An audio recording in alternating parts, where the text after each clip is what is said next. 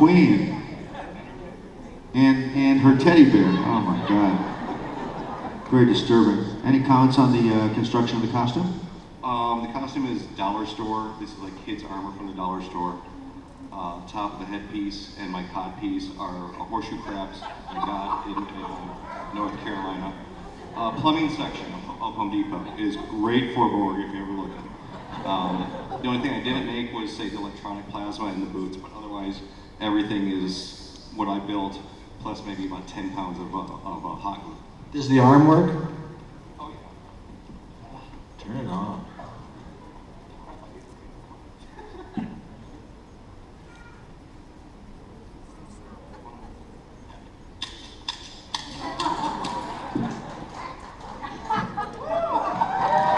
That's great.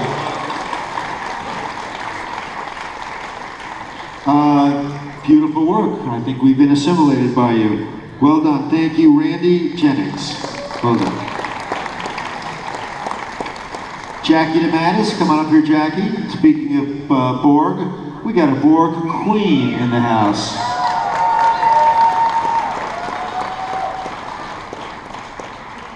Jackie, you're beautiful in a terrifying way. This is an amazing piece of work here. Any comments on the construction of the costume? Yeah, everything is made. I made probably about 12 different molds from all the silicone appliances, skin tight for the stretch marks. I made a plaster bust of my head so I could paint the silicone to make the headpiece fit. So everything's made except the lights and the boots and the black tubing. So. How about the applications? I did put everything on. My husband had to do the back, but yeah, I did everything else this morning. 4 hours. That's pretty darn fast, actually. Mike? That's about what it took to do. Artwork. What's your head made out of? It's dragon skin, silicone. Okay. Yeah. That I painted on my bust. It's a little heavier than foam latex. Yeah, I think so, but it's more durable, right? Yeah. I'm told. I'm new at this, so that's what I was told. So that's why I use the silicone. Looks great. Pretty unbelievable work, Jackie. Jackie DeMattis, Borg Queen. Thank you, my dear. Right over there. Spencer Babb. Spencer, come on up here. Yeah, from classic Star Trek, it's Jen the Empath. Yes, indeed. Right. Wow, she actually looks like the character. Come here. Come on. Fantastic. There's just something about the classic Star Trek with the costumes and the color saturation. And you ever notice how they managed to have costumes, and Bob, you would know this, that really kind of, they match them to the sort of the color of the sets and the environments. I mean, they took great pains to create a set of complementary colors, both on the part of the characters and the sets simultaneously. Right. It's a way. I mean, is that something? No, it's a way. You want the people to stand away from the scenery. You don't want them to sit on the sofa on the same color of the sofa and look like a sofa with a head. So, I mean, would you think about those kinds of things when you were doing costumes based upon a particular set?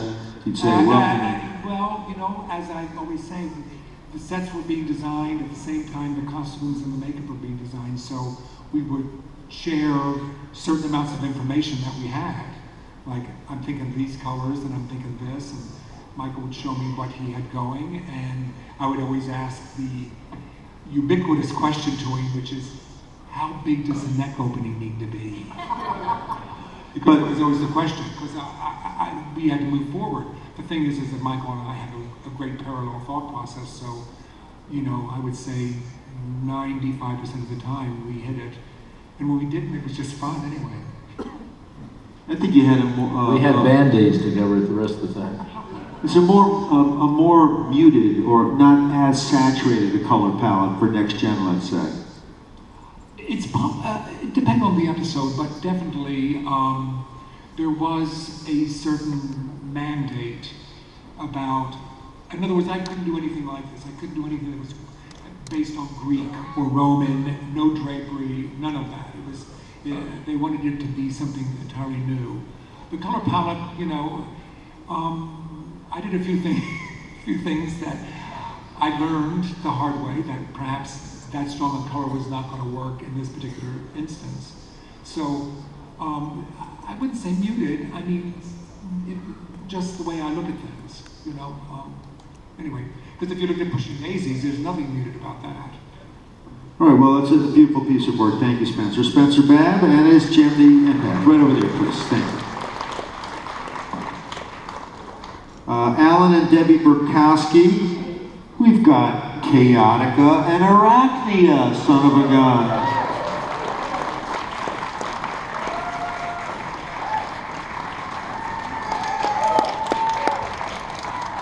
Wow, guys. Just stellar. Face the judges, please.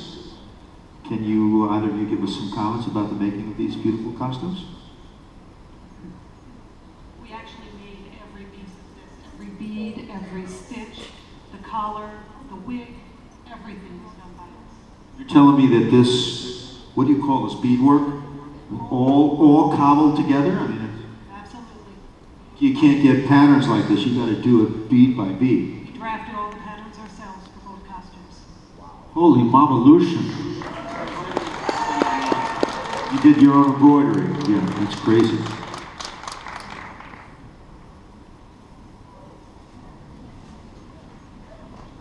Stunning work. Stunning work. Alan and Debbie, great job, guys. Right over there, please.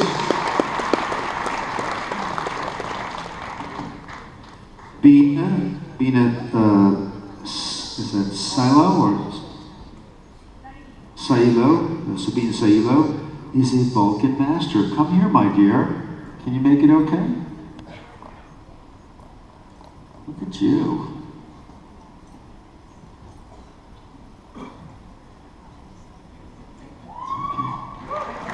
Oh. Take your time, my love. Here's the judges, please. Gorgeous.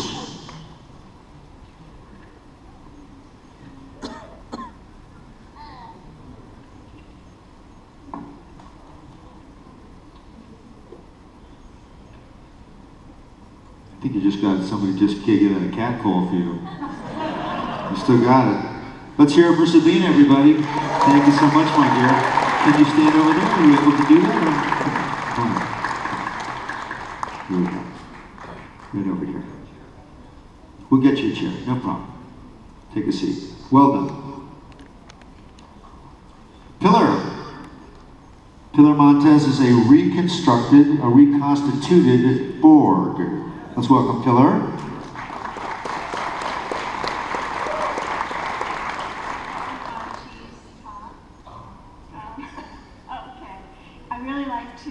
Reconstruct, and so someone gave me the line, restructure, recycle, and resistance is futile.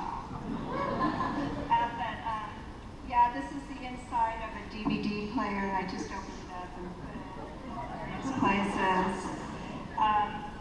Yeah, the Parmesan cheese.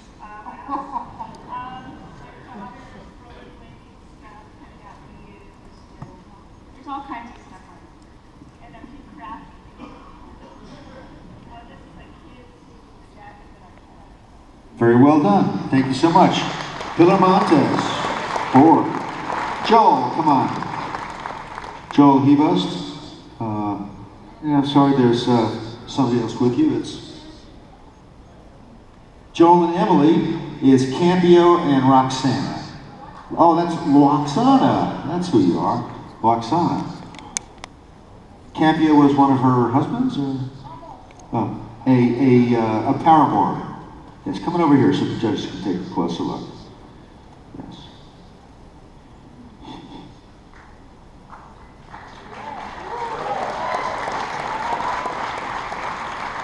How long did it take you guys to make these? Louder, Jody, please. Oh, sorry. How long did it take you to make these?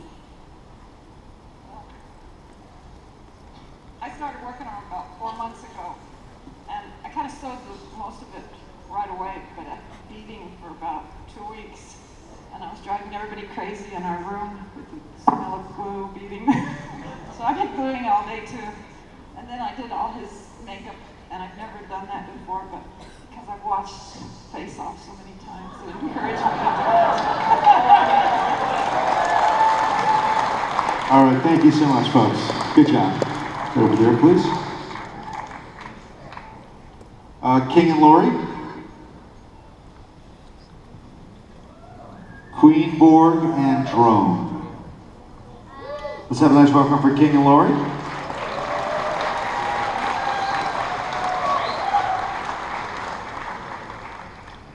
So, which of you two or both of you is the main constructor of these amazing outfits? A collaborated effort between Lori and myself, Daryl Phillips for makeup, and Michael Ruff. We're from Indiana, and Michael out in the Northeast and Utah has made a very interesting project indeed. This morning, we had total electrical failure in our system and ran around for about 5 hours, completely changing the control system, power packs, and got it in just a minute of time. Wow. So there's just so much, just talk for hours on these two projects. I'm fascinated by the headpieces, particularly our Borg Queen's headpiece with the lights embedded in that. So what is how is that process done? Most of this is latex. The headpiece is clear gel. And the LEDs underneath. Is that a solid piece, or is it more of a semi-soft, or It's semi-soft, but it's all one piece.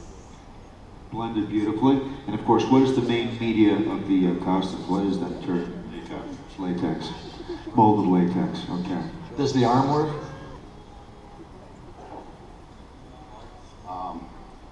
We had a failure in the servo mechanism. That's okay. I did too. But it does work though. But I mean, was a lot of this, I mean, for instance, was most of this built up directly? There was no molding or anything like that involved, was there? There was, so you did some sculpting on it. That's really cool. Yeah, it's great. All right, that's great work. Thank you so much, King and Lori. Thank you very much over there. Let's get Cassandra up here. Come on, Cassandra. Guinan's in the house. Come over here, my dear.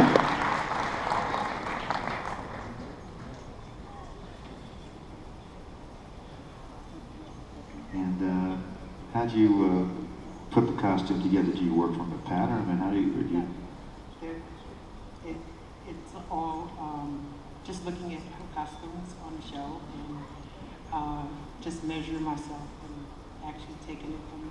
We don't have any guides. That's amazing. I mean, just as an example of a hat. I mean, how do you construct something with that? It was a little difficult, but I used metal in the brim to make it stand out.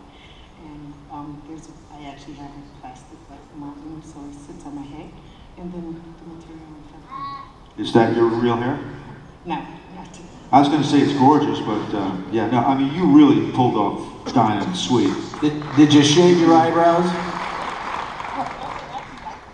Okay, no, because Whoopi used to shave her eyebrows.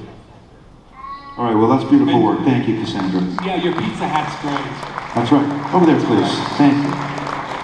Lewis?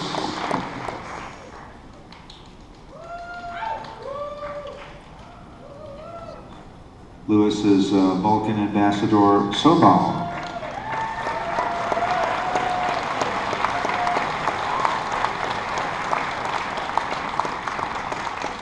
Impressive piece of costume work. Lewis, tell us about it. Actually, the costume has been made by Sean Lawrence, stage costuming designing, over 600 patterns to costume. I guess everybody's probably wondering how it was put together for so long. Well, there's over 600 patterns to this. The letters were done by Max. It's the one that did the R2 units, the Star Wars. And, also the jewelry was also done by Sean Lawrence. Sean Lawrence happens to be also an artist. So we have a collaboration here, a gorgeous collaboration. Spin around for us. Oh boy.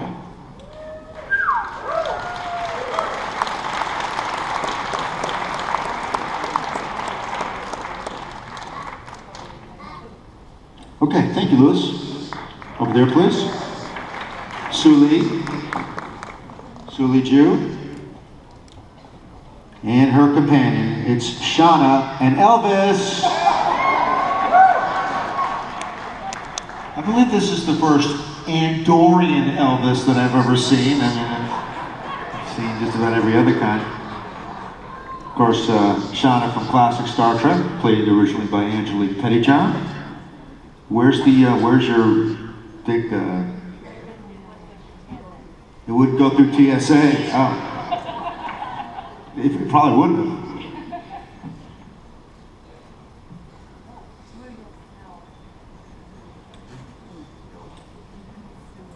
Okay, guys, thank you very much. Well done. Over there, please, in the end.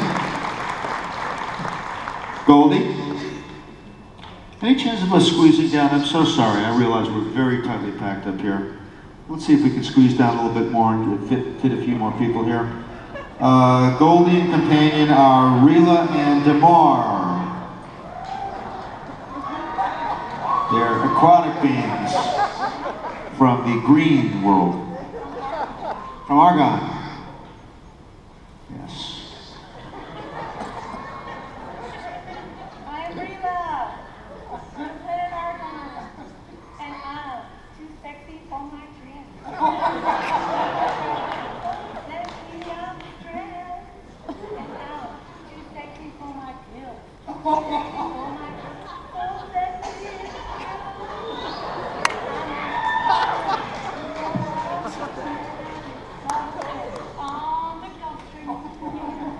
All right. Thank you, Goldie. And Fishman. Nikki Steele. Nikki.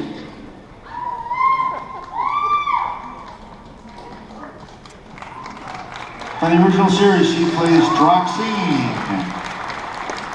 Judges. As I recall on the blooper reels, this is the character that Leonard Nimoy puts his finger into her belly button. Would that be correct? Come on, you guys out there, help me out here, right?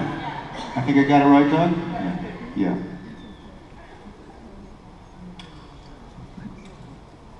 So how did you structure the top?